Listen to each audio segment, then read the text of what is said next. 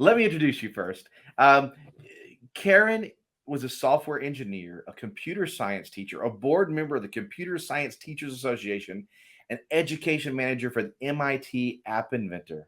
And Selim was a longtime mathematics teacher, a curriculum designer, an app inventor. They both currently work for the MIT App Inventor, which boasts over, is this right, 1 million users a month? Yes, Welcome. that's right. Mhm. Yep. Pleasure to be here. That is incredible. That is incredible. Well, first, this is such a cool book. I loved it.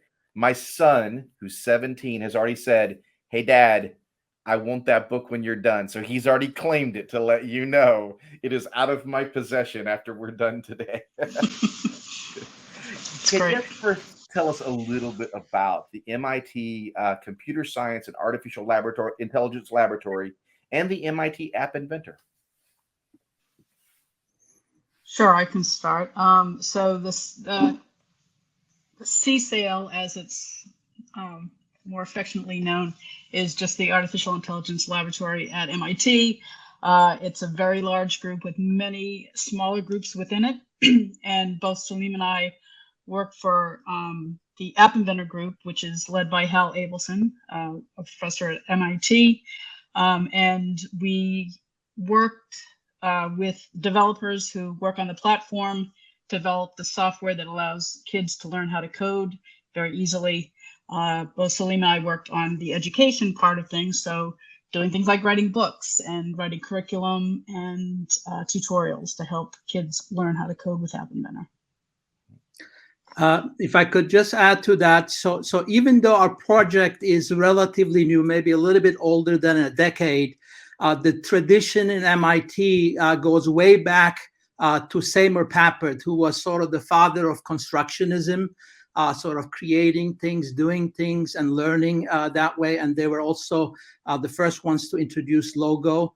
And you might also know that Scratch is another product of the MIT Media Lab. So we are delighted to be here with you. How did you two get started coding? Was this something that started at MIT or did it start well before that? You want to pick Well, up, I'll Karen? start. Yeah. So I actually started a long time ago, back when there were even punch cards. So you had to type your code in, and you'd have punch cards. So yeah, I came out of college. I was actually an art major, and I couldn't really get a job in art, and lucked into a job. And I didn't know anything about coding at that point, and learned how to code. And then very soon after that, I decided, you know what, I think I'd rather be a teacher. So I just continued. And as you go through, you know, once you're a programmer, you'll know that you have to know a lot of different languages. So once you know the basics, you can learn and pick up most any language. My background, growing up in Istanbul, Turkey, is mathematics. And when I was growing up, it was almost scorned upon, to have folks doing computers. I mean, we were so proud to be able to do a lot of things mentally. I went through an entire college period like that. And I became a teacher of mathematics. And then when I was about 32, I was fascinated by a mathematical problem called the 8 queens puzzle. You might have heard about that. It's about basically putting 8 queens on a board, on a chessboard, so that none of them can kill each other. So I worked for that, a very hard problem to solve. And then to be able to solve that, I learned programming. And what happened is my favorite mathematician, Carl Gauss, could only do so many of them, maybe 80 of them. So when I learned how to do the programming for that, I was able to get 92 of them, all of them. And I remember the moment I was able to get something even Gauss didn't get. And it just totally opened my mind. Like, wow, this is something that I really should look into. And I went to study at the master's level. So that's how I got hooked on, and MIT came much later. Wow. Wow. Well, I will say this, your book, even for less tech savvy people like me, it's really awesome. It is so well written. It's so clear. Like I started doing it last night. Like I can do this myself. How did you guys get the idea for the book and like the format and the tone and the structure? How you put this together? Karen? So the book itself is based upon a curriculum we wrote a few years back. We worked with a group in Hong Kong, bringing coding to 4th, 5th, and 6th graders. So it's a 3-year curriculum, and we developed several apps along with worksheets to help students learn how to make these apps. And then we decided, let's take some of these apps that are that we think are interesting for young people and turn it into book form so that we can reach more people than just the kids in Hong Kong. So we picked out some of the kind of more we think fun apps to make, and then we also included a few apps from our youth radio project, which works with youth radio out of Oakland, California, and picked out a few of theirs as well that we think would be interesting for young people to make. The format, I think we have to attribute that to the illustrators from Candlewick. They did an amazing job. We gave them kind of our screenshots of what the code will look like, but they did the magic of making it really, I think, shine and make it easy for kids to pick up and learn how to make an app. If I could just add something. So we had this very constructionist book, you could basically build things, exciting things, but we also wanted to, and it sort of started like one day I almost had like a daydream. I imagined the finished book and somebody was reading it and they were really fascinated. So when I look what they're reading, I actually saw stories in there. I saw stories that from all over the world, young inventors, and how they got hooked on coding and how they were able to create something that ultimately became useful to their communities.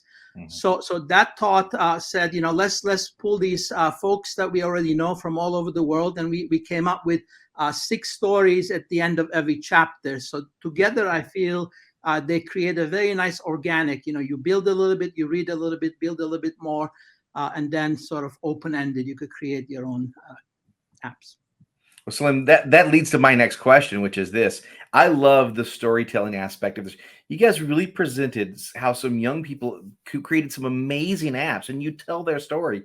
Of the ones that you presented, like, what are some of your favorites that when those young people gave you these apps and show you this, you were amazed by them?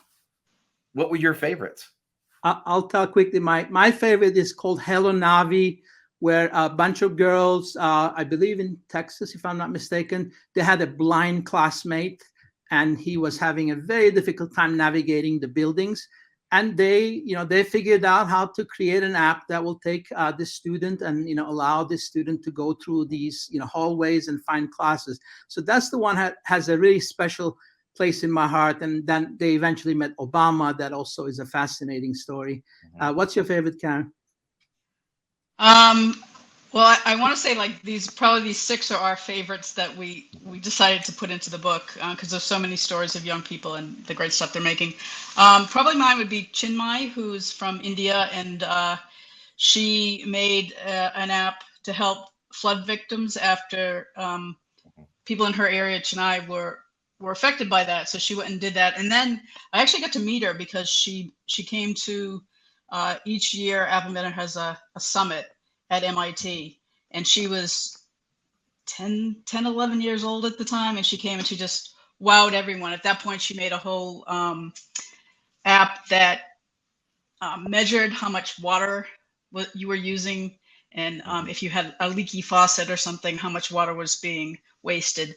So she blew away the whole crowd at 10 or 11 years old, what she was able to do with App Inventor. That's what I loved about your book, because I think it's so easy for us as adults to, wave the phone around and say, oh, well, they're wasting all their time. And what you clearly showed is these young people are brilliant. They're problem solvers. They are trying to change the world in ways that really needs to be addressed. And I'm curious, Karen, you mentioned there were lots of stories that maybe didn't make the book. Are we thinking about a sequel? Are we going to extend this further? Are there more stories that need to be told? Do I need to go to the, to buy another book quickly? We don't have any immediate plans, but certainly I know the App Inventor team is working currently to really highlight some people. I just was watching some videos yesterday of recent winners of an appathon that App Inventor holds every year. So we continue to be inspired by these young people. It is amazing. If you give them the tools to be creative, they just can really just go to town. Mhm. Well, I know that so many in our audience want to know how they can get a career in STEM, how they can become scientists and inventors and do exactly what you're saying, Karen, which is, change the world. I'm sure they have to look at this and say, something's got to be done about these issues. What advice do you guys have for, young minds who want to be scientists and inventors and, just change the world? You want me to start, Selim? Yeah, Karen, go ahead. Go ahead. Okay, so my advice is to get involved in different programs. So I'm actually right now developing curriculum for Technovation, which is a program for girls, and they make mobile apps to solve a problem in their community. As well, App Inventor has monthly challenges. They have appathons every year. So I would say for young people that are interested, get involved in some of these programs and you'll learn how to code. Everywhere on the internet you can look. There's all sorts of ways to learn how to code and to teach yourself. But I think getting involved in programs where you're working with other young people, you can work in teams, and you can see what they're doing and learn from each other. That's the way to go. But definitely don't be afraid to try things, and just say, oh, I don't know how to code. I'm too young to code. Anyone can code, and especially with a tool like App Inventor, which is so easy to pick up, then you can just see what amazing things young people can do.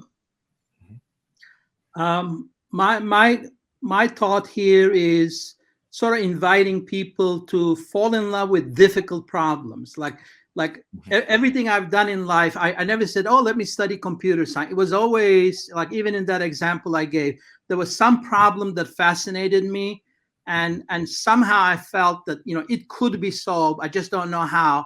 And as you start continuing exploring, all these things come to you. If you need to learn a computer language, you will. If you need to learn a little bit history about this, the process, you will. If you need to meet other departments, other people, you will. So my advice would be sort of like, look at the bigger picture and see what fascinates you, and have faith that they may look insurmountable, but they are actually, eventually we're going to figure things out. And all of the rest will come to you, I think, easily and naturally. I think that's beautifully stated. Karen, Selim, thank you so very, very much. That was wonderful. Everyone needs to pick up this book and start coding now. I can't wait to see how they change the world. Thank you. Thank you so very much. Thank you. Thanks, Chris.